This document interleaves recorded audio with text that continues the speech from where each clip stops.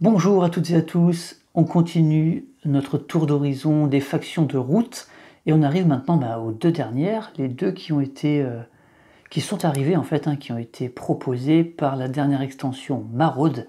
Et aujourd'hui on va donc regarder le Seigneur des Sangs. Alors cette extension, enfin cette faction plutôt, qu'est-ce qu'elle dit? Elle dit qu'en fait elle ressemble à l'Alliance des Forêts, qui est présente dans la boîte de base, c'est-à-dire qu'elle va inciter les peuples oppressés de la forêt à se rebeller, à se révolter, mais sauf que elle va le faire vraiment dans la violence. Le petit texte, c'est « Vous êtes le seul à représenter la véritable voix des sous-bois, et ceux qui ne vous suivent pas méritent de brûler vifs. » Voilà, donc là on est... c'est une incitation à la révolution sanglante. Et c'est assez sympa parce que du coup, ces deux factions ont le même objectif, mais n'utilisent pas les mêmes moyens. D'un côté, il y en a une qui va essayer de recruter des sympathisants, des gens qui adhèrent à leur cause. Ça va être beaucoup plus pacifiste. D'ailleurs, l'Alliance de la Forêt n'est pas une faction agressive puisqu'elle va plutôt jouer en défense. Elle ne va pas attaquer les autres, alors que là c'est carrément l'inverse. Là on va inciter la population à tout raser sur son passage, à tout brûler, et on va attaquer et on va opprimer les populations pour les rallier à notre cause par la force en fait, par la peur. Donc c'est assez intéressant. Si on regarde derrière, cette faction, on nous dit que la difficulté est modérée. Alors moi je dirais modérée plus, parce que je la trouve quand même pas si simple à jouer. Elle peut être très forte si on arrive à mettre en place en début de partie des choses, ou alors elle peut complètement s'éteindre si elle est bloquée, si elle est contrée, elle va être difficile à jouer en fait. Sur les autres conditions, on voit que l'agressivité est élevée, évidemment, puisque l'objectif, ça va être d'aller éliminer des pièces dans les clairières pour être les seuls présents dans les clairières, pour pouvoir opprimer le peuple et pour pouvoir faire que la foule se révolte. Donc on va être obligé d'attaquer et donc de nettoyer le plateau, en fait. Par contre, ce qui est compliqué, c'est ça, c'est la main de cartes. Elle est faible et la fabrication est faible. En effet, et c'est paradoxal parce qu'on va avoir besoin de fabriquer des objets avec cette faction pour récupérer ce qu'ils appellent du butin, pour pouvoir avoir plus d'actions en augmentant notre autorité et notre bravoure. Donc ça, c'est en ayant des objets, mais la fabrication d'objets est difficile. Et c'est ça qui est compliqué, c'est que voilà, il va falloir trouver un équilibre entre ces deux paramètres.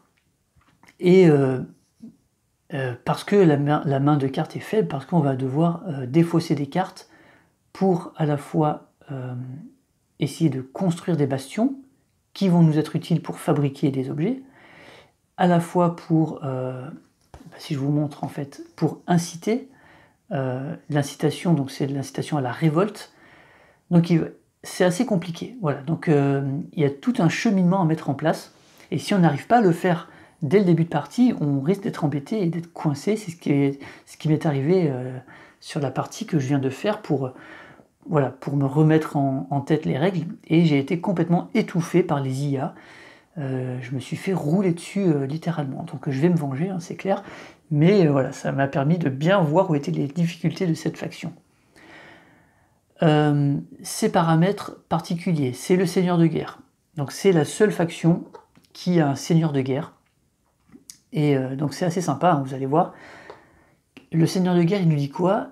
C'est un guerrier qui ne peut pas être retiré en dehors d'un combat.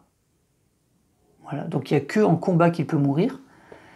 Tous les autres effets qui font disparaître des pièces hors combat ne peuvent pas l'affecter. Il ne peut pas non plus être déplacé en dehors de mon tour.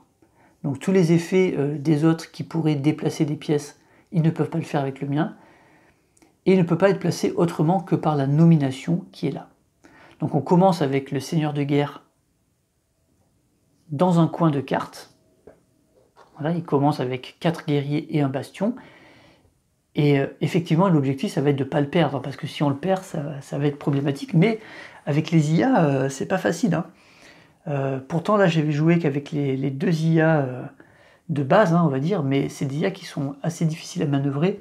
Le chat, lui, on arrive quand même à le contrer, mais j'ai joué avec les dynasties de la canopée qui sont très agressives.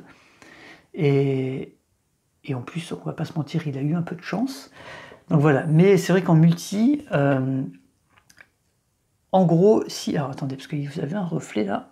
Avec cette nouvelle config, je me retrouve un petit peu face à la fenêtre. En multi, si les autres joueurs nous laissent nous développer, ils s'en mordront les doigts. Par contre, si il y en a un qui est agressif à côté de nous, ou s'il y a une petite alliance entre eux pour nous empêcher de nous développer, ça devient plus compliqué pour nous. Donc en multi, ça va dépendre de l'attitude des autres joueurs aussi, et puis des factions qui vont jouer, évidemment, parce que si on joue contre des gens qui n'ont pas des factions agressives, ça va être beaucoup plus simple pour nous. Si on joue contre quelqu'un qui joue le lézard, voire même le chat, hein. Le chat, il n'est pas si agressif que ça, parce que la marquise, elle va vouloir en priorité construire des bâtiments. Et elle est déjà très développée sur le plateau, donc elle va en priorité essayer de construire ses bâtiments. Alors que nous, on va essayer de reprendre ses clairières. Donc voilà, ça va dépendre de certains paramètres comme ça, hein, des autres factions et de l'attitude des joueurs. Mais aussi, voilà, il faut garder à l'esprit notre développement, parce que si on se loupe, après, on a du mal à revenir. Ensuite, la deuxième capacité spéciale, c'est le dédain du commerce. Alors, un petit peu à l'image des dynasties de la canopée, on a le dédain du commerce, sauf que nous, il est plus violent, puisqu'on va récupérer des objets. Donc, quand on va construire un objet, si on y arrive, on va pas marquer de points, on va le récupérer. Ou alors, on décide de marquer les points de l'objet et on défausse cet objet, on le retire complètement du jeu. Mais sachant que nous, on va avoir besoin d'objets pour augmenter notre autorité et notre bravoure, qui va augmenter notre recrutement par la bravoure et la possibilité de charger avec le seigneur de guerre. Et notre autorité va nous permettre de recruter... l'autorité, c'est où déjà mince, je me suis perdu, l'autorité... Où est-ce qu'on utilise l'autorité? La bravoure, c'est ici. Ah, c'est les actions, en fait. Lorsqu'on les dirige, lorsqu'on dirige les 100, plus on va avoir d'autorité et plus on va avoir d'actions disponibles. Ok. Donc, en fait, de mon point de vue, je pense qu'il faut choisir. Alors, je ne suis pas sûr, hein, j'ai pas assez de retours, mais plutôt que d'essayer de construire les deux, ça va être difficile. Donc soit on va sur l'autorité et on aura plus d'actions. Par exemple, si on a 3 en autorité, on va pouvoir faire 3 actions parmi déplacer, combattre, construire un bastion. Mais si on a de la bravoure, on va avoir plus de recrutement. Donc ça, c'est quand même super important d'avoir une grosse armée.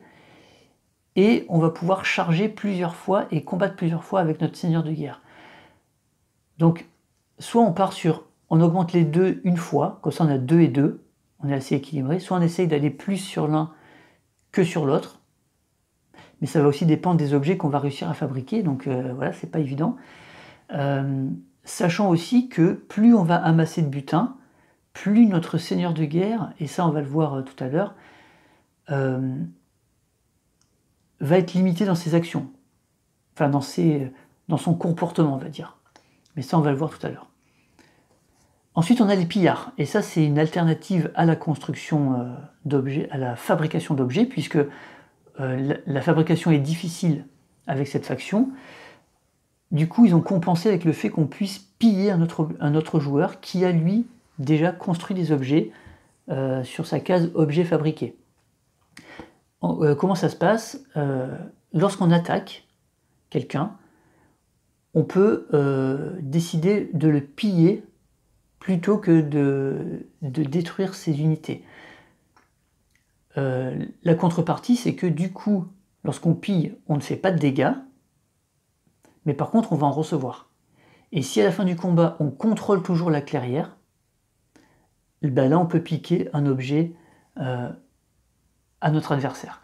Donc ça veut dire qu'il faut aller, évidemment, essayer d'aller à un endroit où on a une majorité numérique importante, grande, pour pouvoir être sûr de, même si on prend des dégâts, pour pouvoir être sûr de toujours dominer, contrôler la clairière ensuite.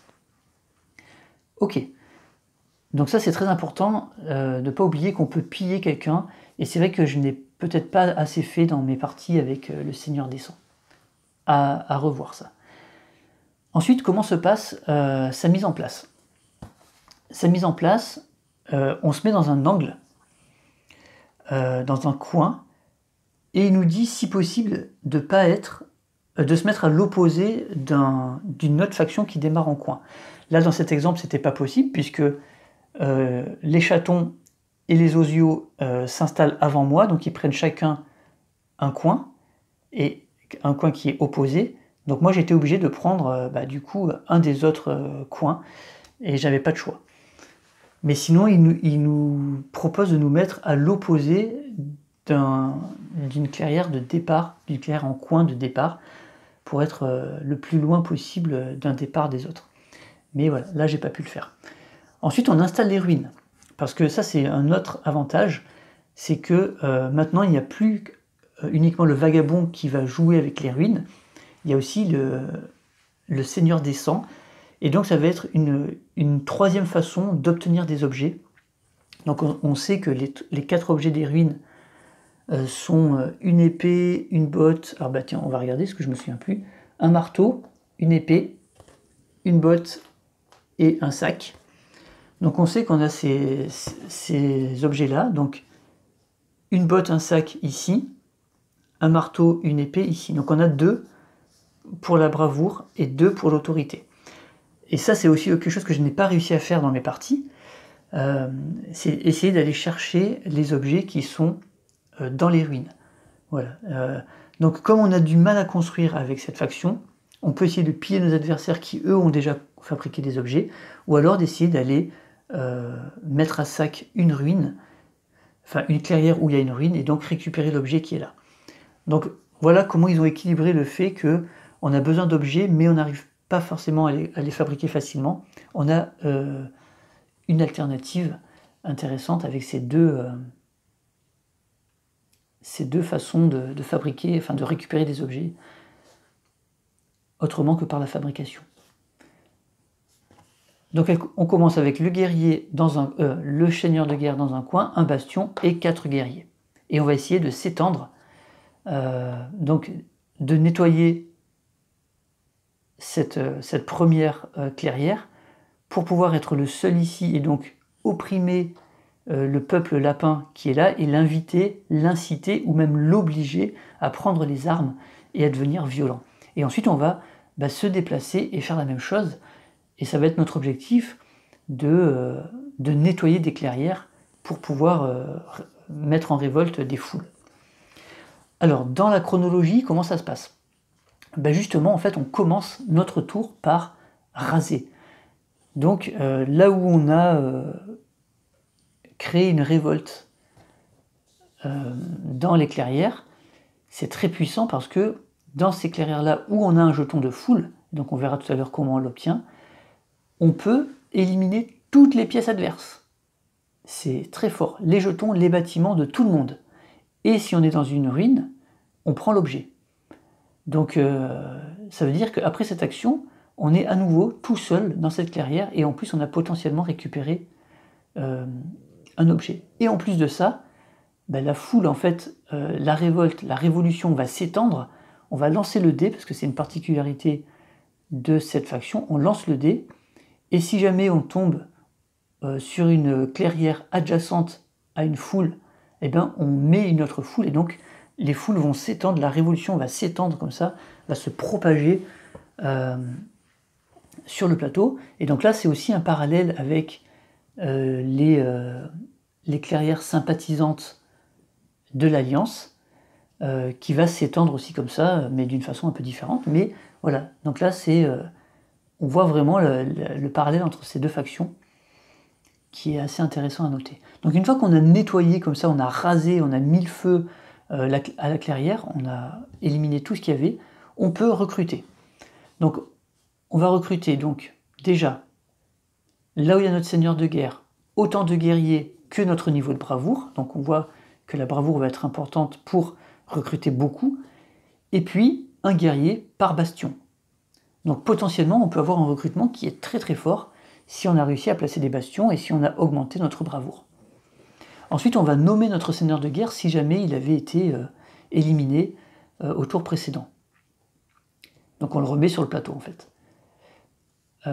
Ensuite on va choisir une humeur différente. Ça c'est une particularité du seigneur de guerre, c'est que il est très violent mais il est très instable et donc il va changer de caractère. À chaque tour il va changer de caractère. On a en fait plusieurs cartes.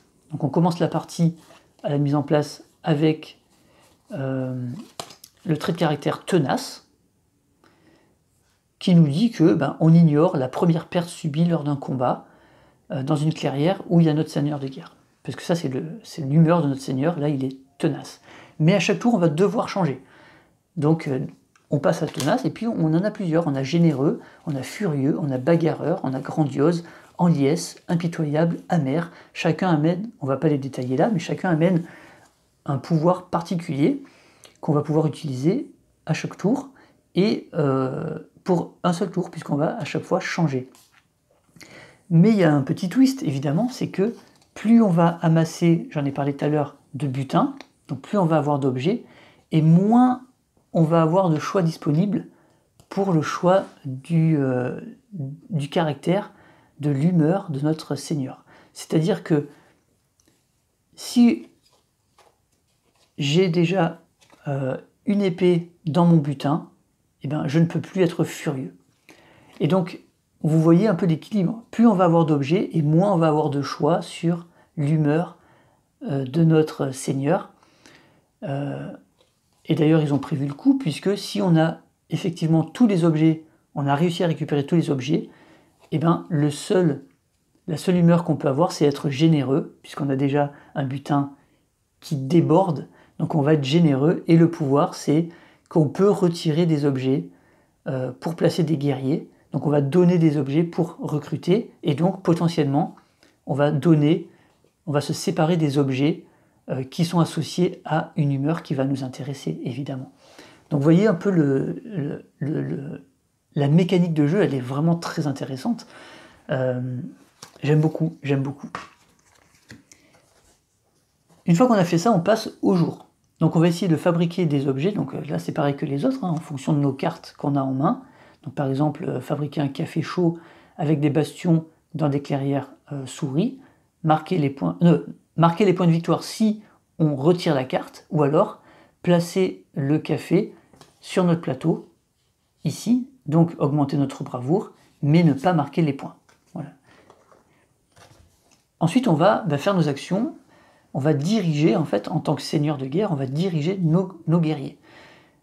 Et donc ça va être notre autorité. Plus elle va être haute, et plus on va pouvoir faire d'actions parmi ces trois-là, déplacer des guerriers, y compris le seigneur, qui est un guerrier, combattre, ou alors construire en dépensant une carte dans une clairière qu'on contrôle de la même couleur que la carte qu'on défausse. Pour construire un bastion, on n'oublie pas, le bastion permet de recruter des guerriers plus tard. Donc voilà, plus on a d'autorité, plus on va faire d'action, plus on a de cartes, plus on a de la chance de pouvoir construire un guerrier, de construire un bastion, plus on a de bastions, plus on peut recruter, etc. Et plus on peut fabriquer d'objets.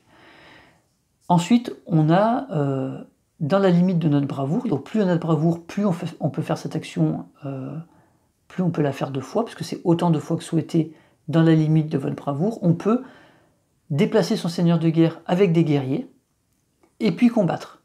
Et on nous précise bien dans les règles que les deux sont optionnels. Donc on peut se déplacer et ne pas combattre, se déplacer puis combattre dans la clairière dans laquelle on est arrivé, puisqu'on charge, ou alors on peut ne pas se déplacer et combattre. Les deux sont optionnels, donc on peut faire les deux comme on le souhaite. Ensuite, on passe au crépuscule, et donc là, on va essayer d'inciter les peuples à se révolter, à partir en guerre. Donc, autant de fois que souhaité, cette fois, on peut dépenser une carte pour placer une foule dans la clairière de la couleur de la carte dans laquelle on a des guerriers, et où il n'y a pas déjà une foule. Ok, donc ça c'est assez classique comme action, et puis on opprime cette population dans les clairières où on est les seuls présents. Et donc c'est notre façon de marquer des points. Donc il ne faut pas oublier ça hein, dans ce jeu, il faut bien regarder comment on marque des points. Donc là, nous, on va essayer effectivement de placer une foule. La foule va raser tout ce qu'il y a dans la clairière. Du coup, cette clairière, on est les seuls dedans. On va pouvoir opprimer, et plus on a de clairières qu'on opprime, et plus on marque de points. Voilà l'idée du jeu, de cette faction, c'est de nettoyer les clairières au fur et à mesure en plaçant des foules. Et pour ça, il faut dépenser des cartes. Donc voilà, la gestion de main est difficile, c'est pour ça que c'est noté qu'elle était faible, parce qu'on va dépenser des cartes, et donc on va avoir très peu de cartes en main en fait. D'autant plus que lors de la pioche, on n'a pas comme souvent un modificateur de pioche, là on a une seule carte. La seule façon de piocher plus, c'est de choisir l'humeur bagarreur de notre seigneur pour pouvoir piocher plus. Mais sinon, on piochera qu'une seule carte à chaque fois. Donc si on en dépense pour révolter, pour construire, ben on va être très limité en cartes. Et donc en fabrication d'objets, et donc vous avez compris la mécanique et la difficulté du jeu. Voilà, donc finalement, il y a beaucoup de choses. Il y a une stratégie à essayer de mettre en place, mais attention, il y a un équilibre aussi à trouver, de ne pas défausser toute notre main, parce qu'après on va être très limité, de ne pas trop construire, parce que sinon on va être limité aussi dans le choix de notre choix d'humeur, mais en même temps, en fabriquant un petit peu, on a plus de flexibilité, et donc on a plus de possibilités d'action. Voilà, donc il y a toute une mécanique à mettre en place, qui est déjà pas si simple, mais en plus elle peut être rendue encore plus difficile si on tombe contre des adversaires agressifs qui vont nous empêcher, qui eux veulent aussi prendre du territoire, et donc vont nous empêcher de développer notre stratégie de notre côté. Donc voilà, ça va dépendre de plein de choses, et c'est aussi ça qui est bien, c'est que c'est une faction qui peut être à la fois très forte si on arrive à la mettre en place, et qui peut se faire complètement étouffer si quelqu'un d'autre prend le dessus, et donc c'est super intéressant. Donc c'est un peu une faction à double tranchant, je trouve, mais elle est tellement intéressante à jouer que voilà, je la recommande fortement. Vous allez vraiment vous amuser avec cette faction. Et puis, comme souvent dans Route, on peut jouer plusieurs fois d'affilée avec la même faction, et les parties vont être complètement différentes, puisque les autres joueurs ne vont pas avoir les mêmes factions, on ne va pas être placé au même endroit, et donc il y a des choses qui vont être assez imprévisibles, donc c'est assez sympa dans ce jeu ce qu'on peut faire. Donc voilà pour cette faction du Seigneur des Sangs. Dites-moi un petit peu ce que vous en pensez, comment vous la jouez, est-ce que vous arrivez à vous en sortir, est-ce que vous avez une stratégie, parce que là, effectivement, comme dans beaucoup de factions, c'est l'expérience qui va nous permettre de mettre une stratégie en place qui va être, on va dire, efficace. Mais est-ce que vous, par exemple, vous avez fait assez de parties pour peut-être définir un ordre en fait d'humeur? Donc on commence avec Tenace, mais est-ce que vous avez, par votre expérience, déterminé peut-être une carte qu'il faut jouer rapidement en début de partie? Il y en a, hein, là je ne vais pas le détailler, mais voilà, dites-moi un petit peu, vous, ce que vous avez réussi à mettre en place avec cette faction. Et est-ce que si vous aussi, en l'apprenant, vous êtes fait rouler dessus, comme moi ça m'est arrivé, une fois en solo, une fois en multi, je me suis fait rouler dessus. Est-ce que vous avez réussi à rouler sur les autres, justement à développer ce rouleau compresseur que peut être cette faction? Voilà, dites-moi un petit peu tout ça. Et puis, n'hésitez pas à mettre le petit pouce si vous aimez le contenu de la chaîne, d'en parler, de partager, de commenter. C'est comme ça qu'on aide la chaîne à se développer. Ça vous coûte rien, c'est gratuit. Et puis, moi, ça m'aide beaucoup. Et puis, ça fait chaud au cœur, les échanges et puis la petite reconnaissance à mon petit niveau. Et puis, je vous dis à bientôt. Il en reste une à jouer, à traiter. Et puis ensuite, on parlera des IA. Donc je vous dis à bientôt, jouez bien, jouez à route, et d'ici là, je vous dis à bientôt. Ciao!